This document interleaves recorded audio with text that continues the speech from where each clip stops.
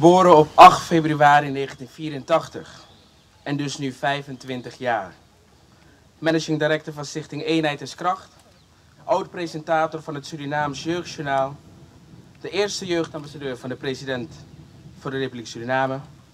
Vicevoorzitter van de Rotterdamse Jongerenraad. Lid van het Jongerencomité Nationale Belangen en Herdenkingen. Maar ook student bestuurskunde en politicologie aan de Universiteit Leiden. Trainer, organisator, gewoond hebbende 10 jaar op Curaçao en niet te vergeten een party animal. Dames en heren, een greep uit het leven van Sergio Belfort. Een greep uit mijn leven. Een combinatie van ambitie hebben, kansen grijpen, dezelfde kansen die gecreëerd zijn, onderwijsmogelijkheden, maar bovenal vrijheid. Vrijheid om te zijn wie ik ben. Vrijheid om te bepalen wat ik wil.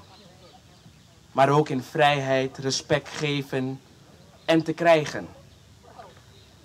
Kerwin Duinmeijer had ook grote plannen. Had ook wilde dromen. Was ook energievol. En zat zeker boordevol ambities. Een jonge Nederlander die volgens mij zich gegarandeerd, en ik durf daar zeker op te wedden, zich zou inzetten voor de maatschappij. En bovenal voor zijn medemens. Maar één ding ontbrak. Die vrijheid. De vrijheid om te zijn wie hij was. De vrijheid om ook als zwarte Nederlander in Nederland in vrijheid te leven. Intolerantie, racisme en haat tegen zijn huidskleur maakte dat hij vandaag de dag, niet zijn eigen verhaal en successen met u en ik kan delen. Op een laffe en brute wijze werd Kerwin vermoord op die kille avond in 1983. Vermoord omdat zijn huidskleur sommigen niet aanstond. En waar ik persoonlijk van schrok, is het feit dat het om leeftijdsgenootjes van Kerwin ging. 15 jaar. Dat denk ik toch, is tijd om je lekker jong te voelen. Om zeer ambitieus te zijn. Je bent in de startblokken naar volwassenheid. En je wilt zeker de wereld ontdekken en die grote wereld gaan veranderen. Maar dan in één keer die dodelijke steek. Gevolgd door pijn en verdriet. Het is 1983, dames en heren. Nederland is geschokt. Geschokt vanwege het drama en een duidelijk boodschap is dan het gevolg daarvan. Dit mag nooit meer. Welnu, 26 jaar later herken ik de woorden dit mag nooit meer. Maar nog een zin erachter. En het gebeurt toch weer. Als ik de krant opensla, lees ik het onophoudend debat over wij en zij. Op de televisie zie ik nieuwsberichten met daarin haatzaaiende monologen tegen moslims. Op de radio worden de reguliere uitzendingen onderbroken met het bericht over homogeweld. En ja, homogeweld in onze stad. We zouden toch de gay capital moeten zijn? Zeker niet als ik kijk naar mijn eigen verhalen. En verhalen van vrienden. Het ervaren van ongelijkheid. Mijn kleurtje die vaker dan je denkt een rol speelt.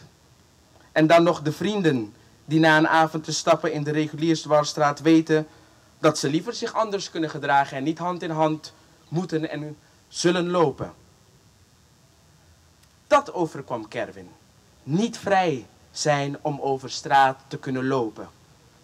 Moeten boeten omdat zijn kleurtje net anders is dan misschien de meerderheid. Ik heb diverse artikelen gelezen.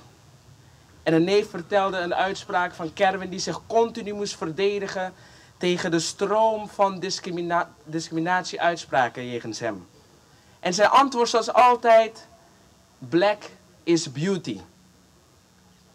Maar op die ene avond heeft hij teruggeantwoord met de woorden, ik heb mijn benen bij mijn geboorte gekregen om te lopen En dat mag ik doen waar ik wil. Hij antwoordde op de vraag, of althans niet de vraag, de statement: jij mag niet in deze straat lopen. Ga terug naar het buitenland. En die woorden: ik heb mijn benen bij mijn geboorte gekregen om te lopen en dat mag ik doen waar ik wil.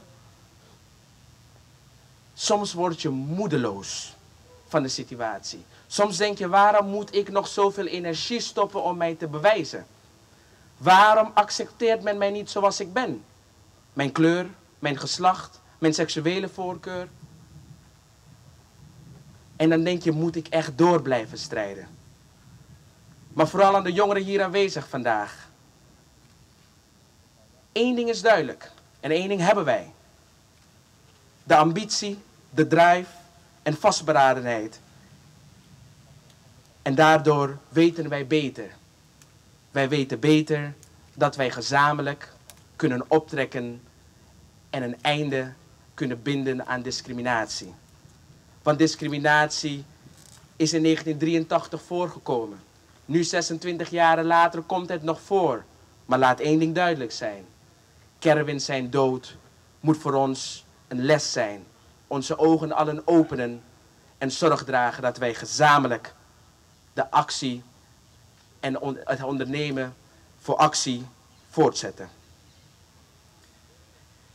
Het is tijd dat wij in deze tijd de scheidingswanden doorbreken en vooral bruggen bouwen. Want toch is het zo prachtig, die multiculturele samenleving van Nederland. En ja, zoveel gaat goed. Maar laten wij niet vergeten, zoveel gaat ook niet goed. En het niet erkennen van wat niet goed gaat in Nederland, daar moeten wij een einde aan breien. Het is een gezamenlijke verantwoordelijkheid. Niet alleen van Kerwin en zijn familie, maar van ons. Van Amsterdammers, van Rotterdammers, van de Nederlanders. Discriminatie is niet van deze tijd. Dus daarom ook, show racism the red card. Kerwin, je bent vandaag niet tussen ons. Wie weet wat die ambities van je naartoe hebben gedreven en zouden hebben gedreven. Maar één ding staat vast. Onze ogen zijn open. Wij jongeren zullen je ondersteunen en doorgaan met de strijd.